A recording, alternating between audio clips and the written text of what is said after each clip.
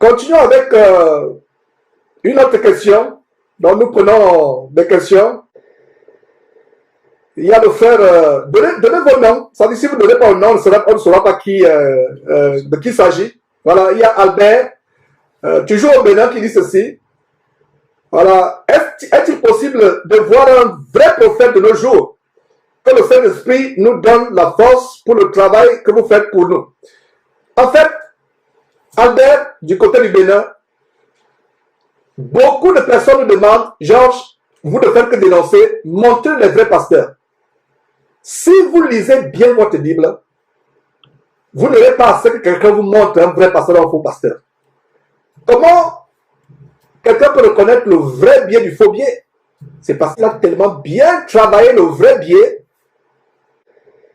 toutes les caractéristiques du vrai biais, les paramètres qui sont en face ou au verso du biais, il les a bien travaillés, il les a bien étudiés, ils peuvent facilement reconnaître un faux biais.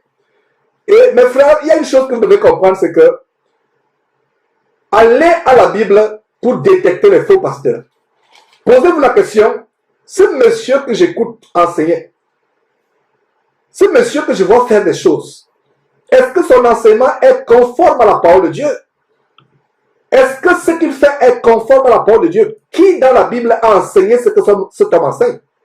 En fait, Albert, j'aimerais que tu mémorises ce verset. Excusez-moi de vous tutoyer, parce que nous, en tant que chrétiens, nous ne vous voyons pas. Et moi, particulièrement, je n'aime pas qu'on vous voit. Je dis souvent aux gens, si vous ne vous voyez pas Dieu quand vous priez, c'est un homme comme moi, mortel comme moi, que vous allez vous voir.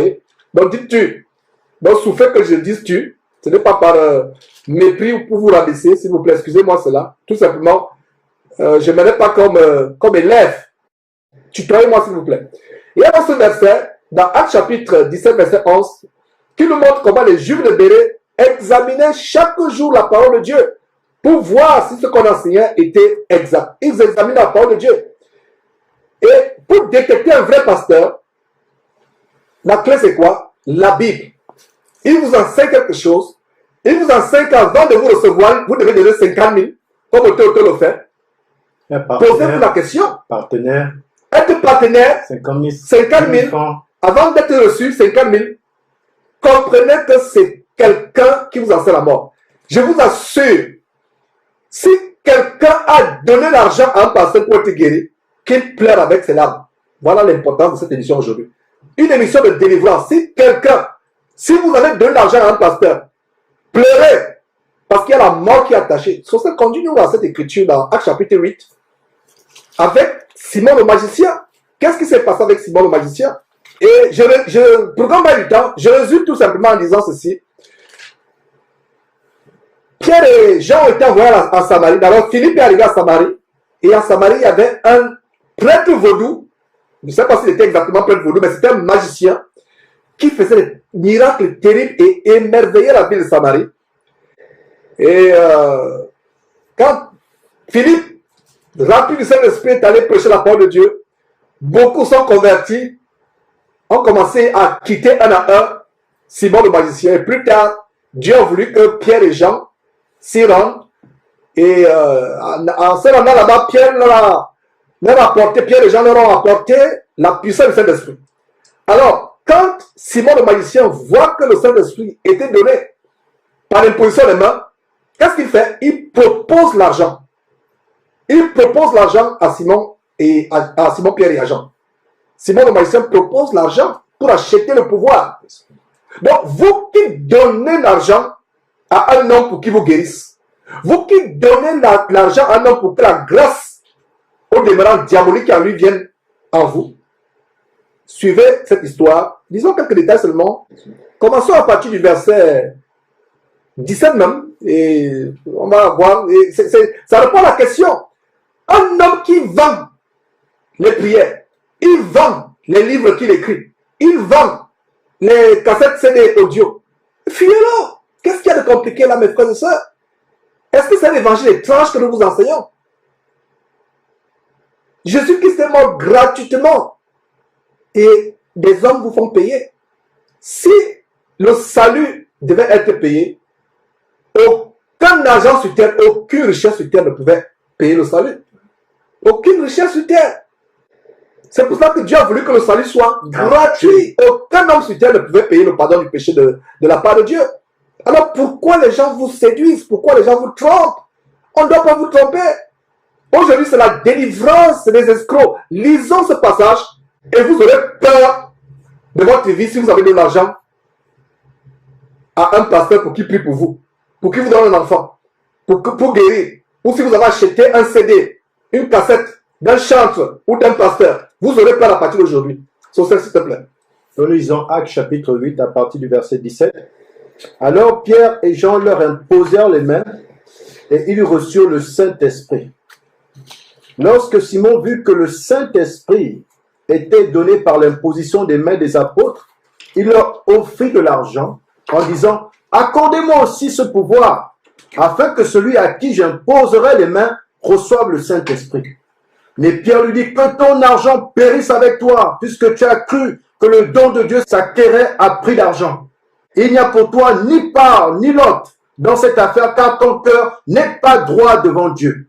Repends-toi donc de ta méchanceté et prie le Seigneur pour que la pensée de ton cœur te soit pardonnée s'il est possible. » Voilà quelqu'un qui a échappé à la mort. Que Dieu est miséricordieux. Il y a beaucoup de chrétiens là parmi vous qui nous suivez actuellement, qui méritent la mort, qui pesait sur la terre de Simon le magicien. Qu'est-ce que Paul dit? Que ton argent périsse avec toi. L'argent qu'il voulait donner pour acheter quoi? Les pouvoirs. Ouais, pouvoir. Donc quand vous donnez l'argent à un pasteur, vous avez acheté la mort. Beaucoup parmi vous qui nous suivez actuellement ont la mort qui pèse sur la tête. Pourquoi? Parce qu'ils ont donné l'argent à un homme de Dieu en échange, soit la guérison, soit de la puissance de Dieu, soit de la prospérité, soit des enseignements. Si vous avez donné l'argent à un pasteur, suivez l'exemple de Simon le magicien. Voilà un magicien qui a compris qu'il était sur le point de mourir. Mais vous êtes encore en vie aujourd'hui. D'ailleurs, ce n'est pas que vous êtes en vie. Beaucoup de personnes sont mortes. Spirituellement. Combien de personnes sont mortes chez Auto? On ne vous dit pas. Des femmes qui vont là-bas, qui sont mortes par accident, par fausse couche. Des hommes qui sont morts. Pourquoi il ne vient pas vous le dire? Qu'est-ce qui s'est passé sur Chibi Joshua?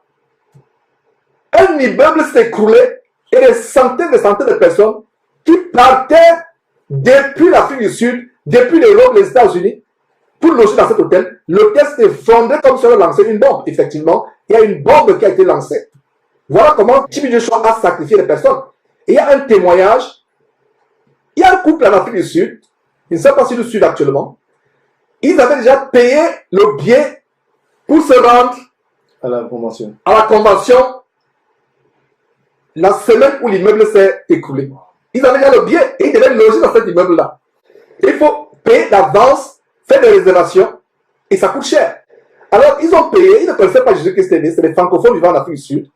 Et pendant qu'ils avaient le billet, Dieu les conduit vers une émission de Jésus-Christ TV. Ils commencent à suivre. Ils se sont rendus compte qu'en fait, ils ont réservé le billet pour la mort, pour aller voir un sorcier.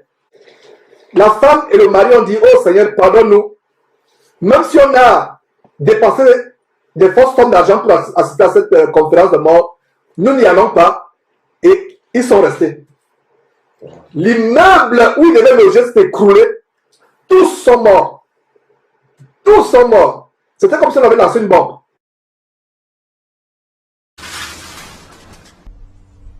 Ce tas de gravats, c'est tout ce qui reste de l'immeuble officiellement destiné à héberger les visiteurs étrangers de l'église géante du prédicateur Chibi Joshua. Les gens venaient de tout le continent assister à ces sermons. Plusieurs présidents africains ont d'ailleurs fait le déplacement. Le nombre d'occupants au moment du drame demeure inconnu et les autorités pointent du doigt des problèmes de construction. C'était une maison d'hôtes, un bâtiment de 4 étages avec les fondations d'un bâtiment de 4 étages. Mais par la suite, 2 étages ont été ajoutés sans que les fondations n'aient été adaptées. Les secours ont rapporté avoir d'abord été empêchés d'accéder au site par les autorités de l'église. Peu de personnes auraient pu être sauvées si cela n'avait été le cas, disent-ils. De son côté, le télé-évangéliste a distribué cette vidéo à la presse du moment précis où l'immeuble s'écroule. Alors, accident ou sabotage? Une chose est sûre, les standards de construction dans cette ville surpeuplée sont une question cruciale. Les parcelles de terrain sont très chères à Lagos, du coup, c'est en hauteur que l'on construit et parfois au mépris de toute norme de sécurité. Voilà, voyez vous-même dans cet incident que nous sommes en train de montrer, cet accident où sacrifice humain d'ailleurs, vous avez entendu ce qui est surprenant selon ce que le journaliste,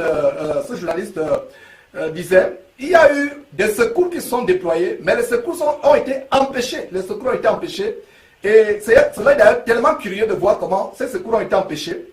Des vies auraient pu être sauvées. Et imaginez-vous, mes frères et sœurs, une véritable église. Si cela était une véritable église, où les secours se ruent. Déjà, dans la parole de Dieu, et je vous le disais d'ailleurs la fois passée, on a essayé de montrer cet élément, à savoir que jamais vu dans la parole de Dieu où les chrétiens se rassemblent et la mort frappe. Chaque fois que la mort frappait une assemblée de Dieu, même depuis l'Ancien Testament, c'était tout simplement parce que c'est une punition de Dieu. De quoi parlons-nous là, mes frères et sœurs? La mort pèse sur toute personne qui a acheté les pouvoirs magiques. Donc, je continue.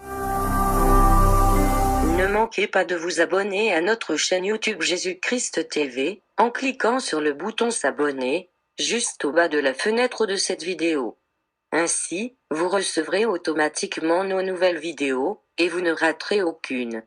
Vous connaîtrez la vérité et la vérité vous affranchira. Jean 8, 32.